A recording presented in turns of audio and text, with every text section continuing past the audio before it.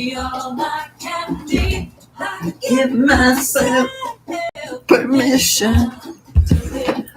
Welcome. Hi, welcome. Our deepest fear I'm early. that we are inadequate. Our deepest fear is that we are powerful beyond measures. It is our light, not our darkness, that most frightens us. We ask ourselves, who am I to be brilliant, gorgeous, talented, fabulous? Actually, who are you not to be? You are a child of God. Your playing small does not serve the world. There is nothing enlightened about shrinking so that other people won't feel insecure around you. We were born to make manifest the glory of God that is within us. It is not just in some of us, it is in everyone. And as we let our own light shine, we unconsciously give other people permission to do the same. As we are liberated from our own fear, our presence automatically liberates others. Again, welcome to Compassionate Fridays. I'm Elle Cameron. If you don't know who I am, if you haven't checked in with me before, I'm an activist. I live in Wyoming. And I currently live in Wyoming. I currently can live wherever I want.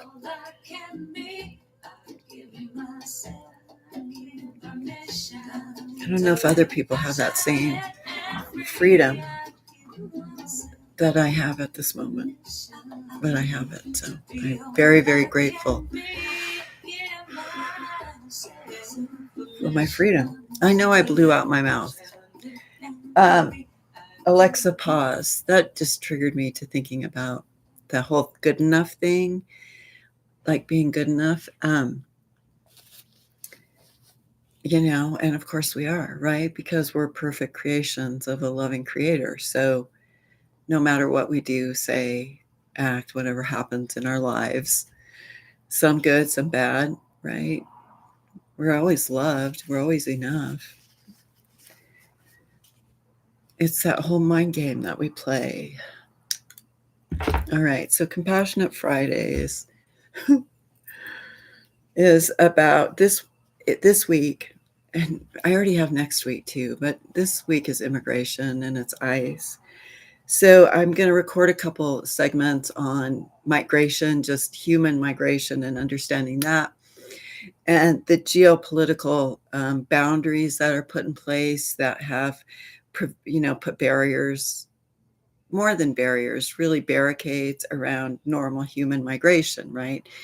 And because of that, now we have this thing about certain people are not good enough, are not worthy, are not seen as human. Our basic humanity is in question, right? I'm going to make another note here. So I've got some of my notes on what ICE is doing, but and then of course talking. That wasn't what I wanted. I need some more information. Okay, and I just looked this up. I have my my AI that helps me do this kind of stuff, and just I asked, "Hi, what's the latest on ICE in the U.S. and what's the latest on immigration?" All right, so this is just what this came up with, what my AI came up with. Recent ICE operations, and then we're going to talk about humanity. I'm going to do a segment on that too. All right, recent ICE operations and controversies. And I have some tea boiling, so if I just get up and walk away, it's because I desperately need my tea this morning. So I have hot water boiling for my tea. And it's not really tea, it's just hot water with sometimes lemon, sometimes not. New York City Canal Street raid. ICE arrested 9 undocumented immigrants and controversially detained 4 U.S. citizens for nearly 24 hours without charges. Congressman Dan Goldman called the incident lawless terror, sparking protests and demands for accountability. That's from ABC News. South LA shooting incident. During an ICE operation, a U.S. Marshal and a TikTok influencer were both shot. The suspect allegedly tried to escape, prompting federal agents to open fire. That's from Fox 11 Los Angeles News. Expanded enforcement and surveillance. ICE has dramatically increased spending on weapons, body armor, and surveillance tech. Over $70 million since January 2025. Critics warn the agency is becoming a paramilitary force. Paramilitary force. That's from Yahoo. All right. Police and legal tensions. Targeting New York City courts, ICE agents are increasingly active around New York immigration courts, raising concerns about intimidation and due process violations. Again, not seeing people as enough, as worthy, as humans. Then I've got some images.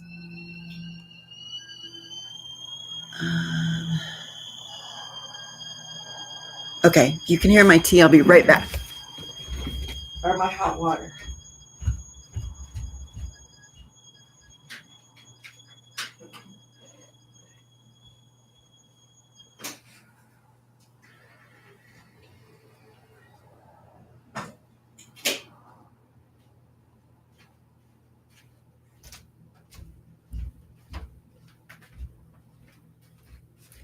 Again, folks, I live in a really comfortable space. Very comfortable. All right. In the U.S., over 1.9 million people are in. Oh, no, that's not what I'm doing. Let me start all over again. Why? Because I can. Something happened yesterday that was really eye-opening, I want to say. Has nothing to do with migration or humanity. It does have to do with humanity. It has to do with mass media, actually. And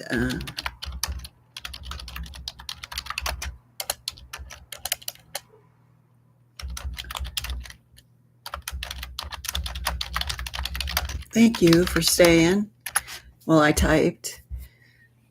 So next week's Compassionate Friday is going to be about suicide ideation and assisted suicide. And no friends, no family, whatever, I'm fine. And it's not me. It's someone else that I talked to. And how heartbreaking what she was telling me was. Just so sad. And oh my goodness. So I do have steps in place to go and assist her and get her help and do the things that she needs so that she's maybe not feeling that way anymore. But her story is real and it's not unique, right? I mean, it's unique for her. It's her truth. And it's shared with a lot of other people. And so Compassionate Fridays next Friday at 9 a.m. Mountain Time is going to be about assisted suicide. And today, though, I want to talk a little bit more, and I'm going to do more on the series about immigration and about what ICE is doing. One of the biggest drivers for this was a conversation I had on Saturday that the ICE notification app that was out there that we could get notified that ICE was in our community was taken down. And that's fine because we don't need that, right? ICE expansion and controversy. And that's when I decided to do migration, immigration, and ICE for today. The Trump administration is attempting to double the size of ICE, aiming to recruit 10,000 new officers to enforce mass deportation policies. But the effort is faltering due to recruitment failures. let's, can we just take, thank you. Can we just take a minute to just put that into our conscience? All right. Trump wants to recruit 10,000 new officers, but the effort is faltering due to recruitment failures, not recruitment barriers or failures, like you're fired failures, including candidates who failed drug tests or had criminal records. Okay. Well, okay. ICE is not taking people who have criminal records. And don't do drugs if you want to be on ICE. You gotta not be on the wacky tobacco, as my dad used to call it. All right, ICE has placed unvetted recruits into training programs, some with histories of domestic violence and robbery, raising alarms about oversight and accountability. Well, here in Wyoming, we've all got guns, right? We've all got guns. I do not have any guns. I do not have any guns in my house. I do not have any guns in my car. I do not have any guns on my person. I personally do not have guns. However, a majority of the people who live in the same state that I live, Wyoming, do have guns. And you can be guaranteed that there would be a shootout. Like there, if ICE, I'm peaceful. I want to be a peaceful protester, right? I will do peaceful things. I do not encourage violence in any way, not so whatsoever. I encourage peaceful protesting. I encourage peaceful civil disobedience. I do not have a gun because I do not promote violence. Peaceful civil disobedience. However, human impact and legal battles. Leo Garcia Venegas? Sorry, Mr. Venegas, a U.S. citizen, was detained twice by ICE while working construction in Alabama. He's now suing the agency for assault and unlawful detention. Good luck.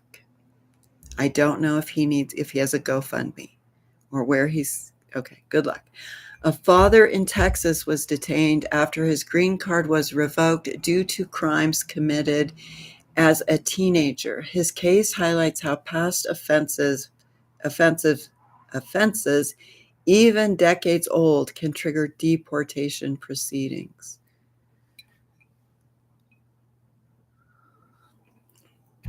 I just thought of a friend of mine, and oh my gosh, I'm so thankful they and their family have become U.S. citizens.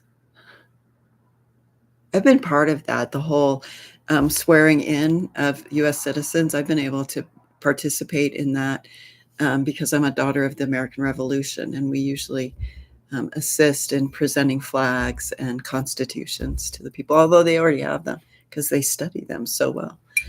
All right, human impact, legal shifts and racial profiling.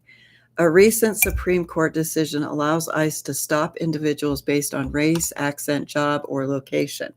This has led to increased sweeps in areas like Los Angeles, sparking fears of racial profiling and civil rights violations. And I know Governor Newsom is bringing in the California Guard. I used to live in LA, Pasadena, Monrovia.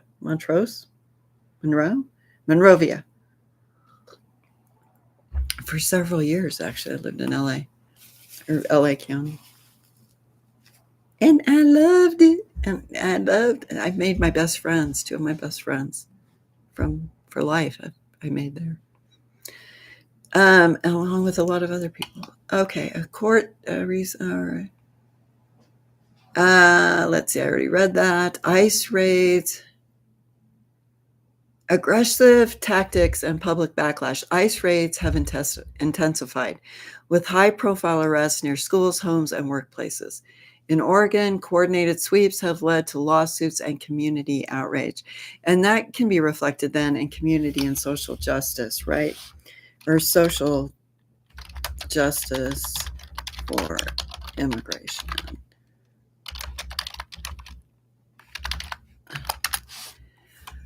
All right. In New York City, ICE agents have been accused of violence in immigration courts, including shoving journalists and reinstating officers previously disciplined for misconduct. So if you are a former police officer who can no longer be a police officer, can you join ICE? And shame on you. All right. This isn't just policy, it's people. Okay. People being afraid for their lives, right? People, humans, being enough. They have 2 arms, 2 legs, and a beating heart, just like you, just like me. And yet we are targeting someone within our country, people within geopolitical boundaries, for something that humanity has been doing since the beginning of time, which is migrating. And my ancestors migrated, right? My ancestors were migrators, people who, okay, they were immigrants. They left Germany because it was horrible for them. It was not a good place for them to be. So they came to the US to escape German rule. That's the truth. My grandfather, German immigrant, he was a first generation, right? Around the beginning of the 1900s, World War I, World War II. That's where my grandfather came from, right? My grandmother came from generations back, coming over from Germany to escape whatever was going on. Well, my grandfather came over from England in the 1600s. My great, right? In the 1600s, he came over. You know what? He might have come over from that area of Germany, now that I think about it. Nonetheless, and he did come over with wealth. He came over with money. So anyway, we're all migrants. I migrate every couple of years, right? I'm a migrator. I'm very transitory. That's the way I've lived my life. Luckily for me, I live somewhere where I can be transitory. We all are within the United States, right? We move from state to state to state to state with ease and comfort, effortlessly, like it's easy to move, because we don't have those boundaries within the United States. If all of a sudden those boundaries, those geopolitical boundaries came up, and now I can't leave Wyoming, and you can't leave Kentucky, and you can't leave Texas, and you can't leave Colorado, right? That's a huge restriction on immigration, but just migration as well. Just human populations being able to go where they need to go to explore being the best person they can be. And we're saying, because you are a certain person, skin color, historical background, you are no longer allowed to have that freedom. And we're going to send in really big, hairy, gross men, heavily armed, to intimidate you at your home, at your workplace, at your school, in your community center, at the court house, at the food pantry. We're going to starve you out. If that doesn't bother you, it doesn't bother you, and that's fine. It bothers me. It bothers me. Reclaiming humanity. Social justice reframes immigrants not as threats or burdens, but as full human beings with stories, skills, and rights. And that's me. It challenges systems that treat migration as a crime, especially when people are fleeing violence, poverty, or climate collapse.